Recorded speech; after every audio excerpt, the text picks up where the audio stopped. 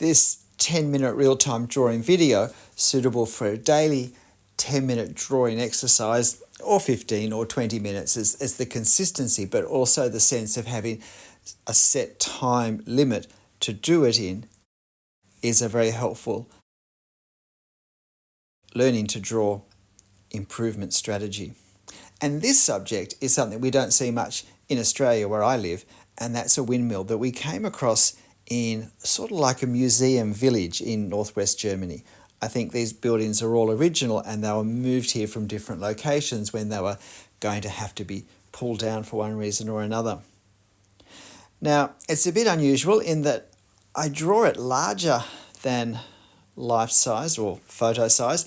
I don't think that was particularly deliberate, but when I realised that my opening rectangle was too large for a same size drawing, I thought, well, why not just go with that and upscale the whole thing, which probably did add an extra level of concentration that maybe I didn't have time for a 10-minute drawing. I pretty much finished this in the 10 minutes. It was really just a few of those trees in the background that I was doing after the 10 minutes was up. And probably just trying to get the proportions correct, but the tricky part about that was both it wasn't the same size, but also I had these four arms of the windmills and their sails to fit over the top, which meant I couldn't just draw straight lines. It also interfered with my ability to picture things quite as clearly. So it was a bit of an adventure, but that's also why we do these things. And at 10 minutes a pop, 10 or 15, whatever, it's a great opportunity to try subjects that we wouldn't normally try and draw. They're particularly good observation practice because we're not overly familiar with what we're looking at to begin with. And it's always good to push ourselves out of our comfort zone. In some ways, it gives us maybe even a more accurate estimation of where we're up to when we're purely having to rely on our skills rather than specific experience in this sort of subject.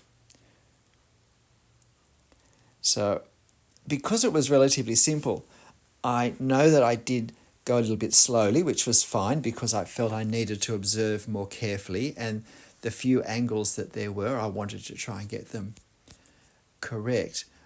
But then suddenly I kept being afraid that I'd slow down too much and I was going to look and my time was up and I would not quite have finished as much as I wanted.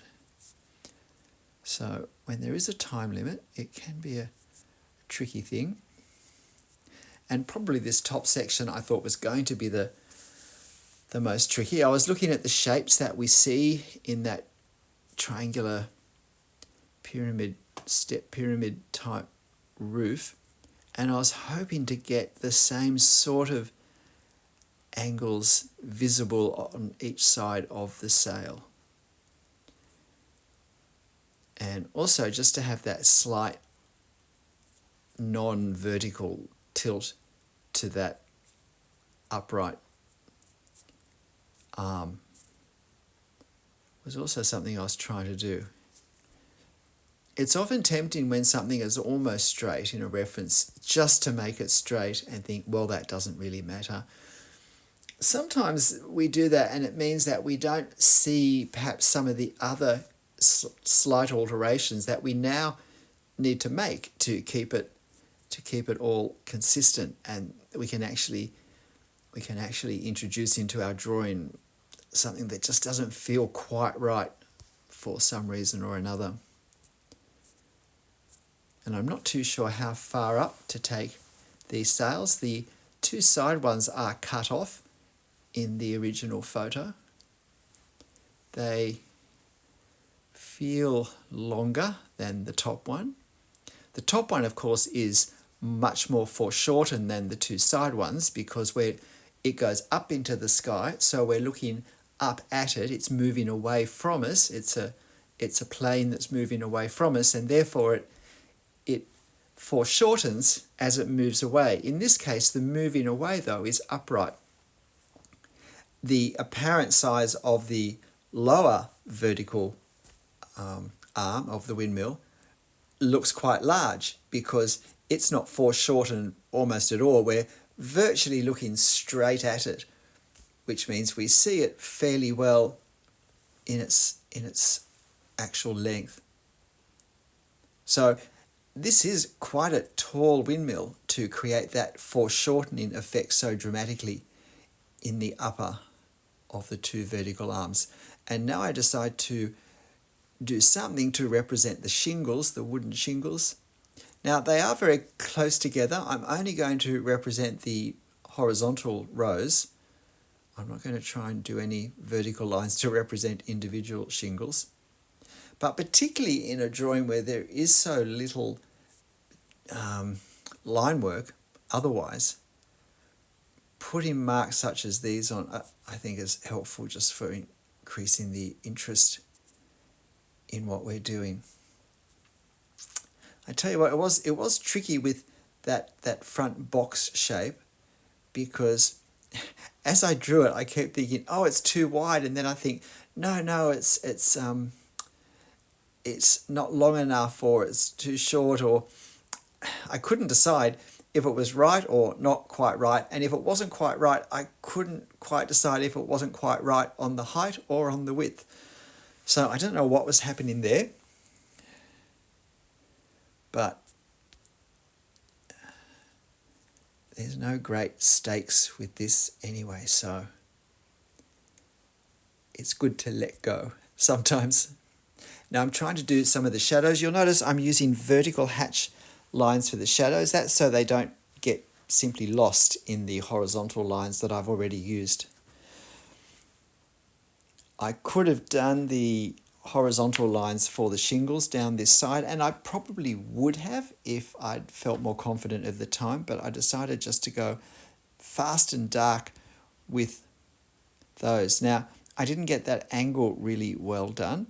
I angled it too steeply, so it looks like we're looking under that main structure more than we really are. But again, I'm now starting to get a bit spooked about, I think I've got like 3 minutes left at this point, and I'm trying to tell myself, the hardest part's done, but I am thinking I need more detail on these sails, and there were just quite a few parts with the sails that I had to go back and observe again just to get angles correct, and that slowed me down. The one thing I did with this that I shouldn't have done was that those ribs that go across the part of the sail where there is no fabric to catch the wind, I did them too far apart. It happened with the first one I did, and then I thought, oh, look, I better make them all look the same.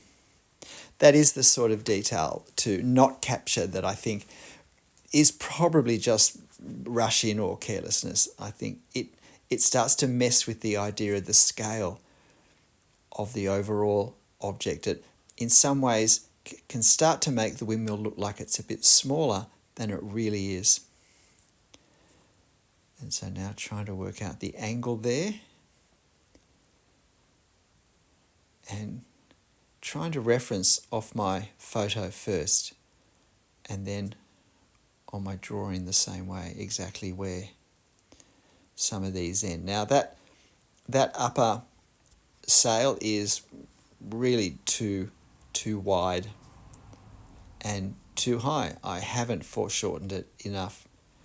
Now that I'm just looking at the reference and comparing it with the luxury of not having to be basically drawing at the same time as observing.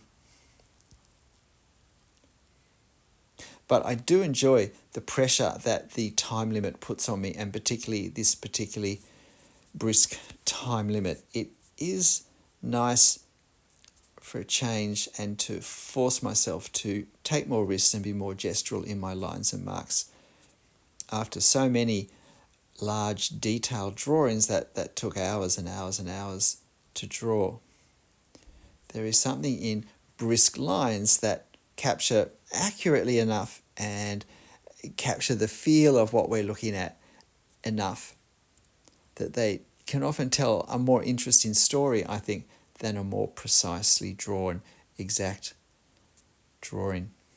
So pretty close to the 10 minutes now. And I'm thinking, man, I've got to finish this quickly. But fortunately, there wasn't too much to do. And then I realized at some point that I'd started ground level so that the sail was, the base of the sail was going to crash into the ground every time it went round. So I tried to lower the ground slightly. I'm not sure how successful that was.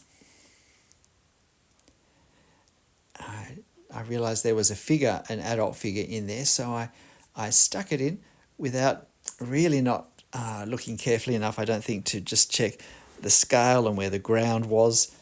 But I was becoming extremely gestural at this stage. These are pretty simplified trees and things, but I think that works. That works because they're so far in the distance, and we really do want the marks and the detail of the windmill to feel much closer. You'll notice I left those portable fences and gates out because I really felt they added nothing at all to the scene. G'day, I'm Stephen Travers. Look, I hope this slightly unusual subject tempts you to have a go. In some ways, being simpler, it's perhaps more achievable in a short period of time. But in other ways, the simpler the object, the more precise we have to be, because there's nowhere to disguise any inaccuracies, no ornamentation or just overwhelming detail. But I had a fun time. I hope you have a go too. Of course, you'll find this reference on my channel community page ready for you to have a go. But look, whatever you draw, windmills or perhaps something a little more familiar for you, make sure you have fun. I'll see you next time. Bye.